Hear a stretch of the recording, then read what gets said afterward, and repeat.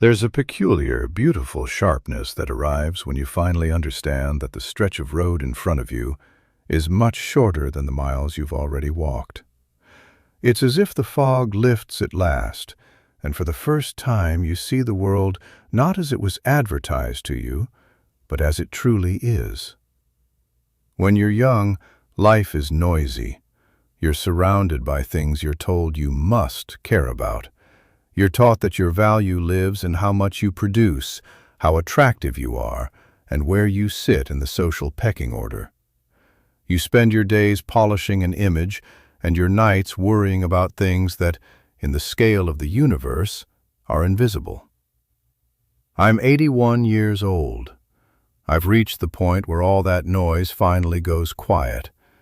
And there's something I want to tell you, something that might surprise you, but I hope it also frees you. Most of what you're anxious about right now will mean absolutely nothing to you on your last day. Not less than you think, nothing. If I could hand you one gift, it would be this: the ability to stop caring about those things now, instead of waiting decades to discover they were hollow. Let me tell you what falls away at the end, so you can start walking lighter today. The first thing you stop caring about is the judgment of people who don't know your heart. We burn so much energy trying to be liked by a vague, faceless audience. We fret over what the neighbors think of our car, what old classmates think of our career, what strangers on the internet think of our opinions. At 81, that crowd has vanished. Many of them are gone from this world. The ones who remain are too occupied with their own struggles to spend much time thinking about mine. You realize you spent years living in a prison whose gods were just frightened, insecure people, just like you. On your final day, you won't wish you'd been more popular.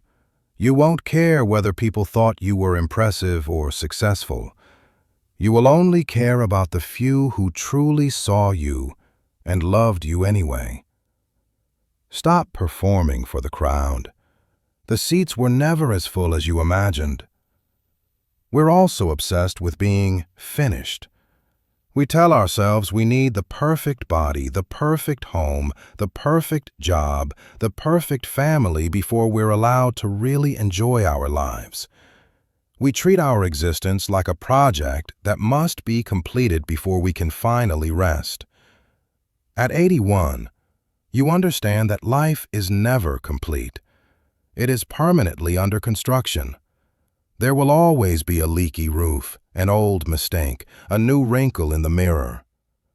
Near the end, you stop caring about perfection.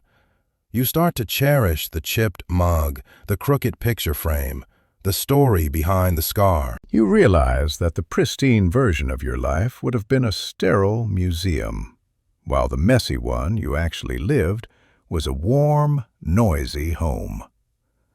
Stop waiting to be flawless before you let yourself be happy. Perfection belongs in marble. Real life belongs to the imperfect. I spent 40 years chasing job titles. I wanted to be the senior this, the director of that.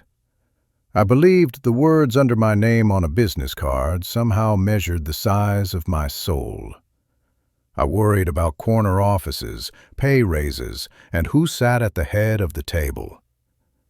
Here's the truth. As you approach the end, your career shrinks to a footnote. No one stands up at your funeral and reads your resume. Your professional accomplishments may have kept the lights on, but they carry no weight in the quiet accounting of the heart. What you'll care about is not what you did for a living, but how you treated the people you worked beside. You'll stop caring about the wins and start caring about the integrity you managed to keep.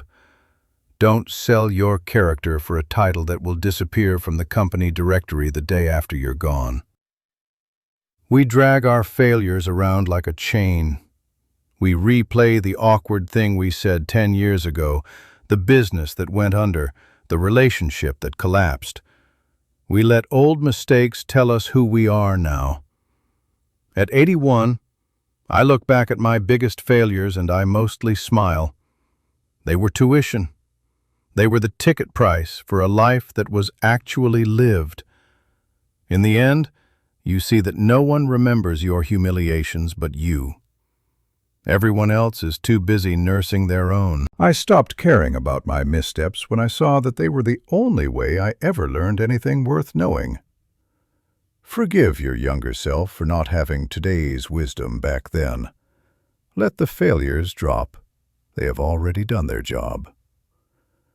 We worry endlessly about the future because we're convinced we can control it. We think if we plan hard enough, save enough, and worry enough, we can sidestep pain. But at 81, the future looks more like a wild horse. You don't steer it, you just hold on. The most significant events of my life, both the sweetest and the most painful, were things I never could have predicted. As the end gets closer, you stop needing to know what's coming next. You trade your demand for certainty for a sense of curiosity. You realize the only time you ever truly possessed was this moment. The future is just a phantom. Stop handing your life over to a ghost. We spend the first half of our years acquiring things, and the second half realizing those things have quietly started to own us. I used to worry about the scratch on the car, the stain on the rug, the newest version of the phone. At 81, possessions feel heavy. You begin to see clearly that you can't take a single item with you, and not one of them can buy you an extra minute. You stop caring about brands, models, and price tags. What still matters is the experience the object made possible. A car is only meaningful because it gets you to someone you love. A house is only holy because it shelters a family. If your things aren't serving people, they're just well-organized clutter. Simplify your life now so there's more room for what truly matters. I am 81 years old. My world is smaller now, but it is deeper. I have let go of the noise, the crowds, the titles, and the craving for perfection. And do you know what happened? For the first time in all these years, I am genuinely happy. I feel light. Don't wait until the last stretch of the road to set down what's breaking your back. Start today. Ask yourself, will this matter to me on my final day? If the honest answer is no, stop giving it your heart. Save that heart for love, for laughter, and for the quiet, ordinary miracle of being alive. Thank you for listening. If this reflection helped you put down something heavy, please subscribe. Click like so this message can reach someone else who's ready to simplify their soul a little.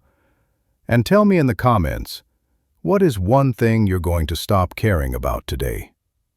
God bless you on your journey.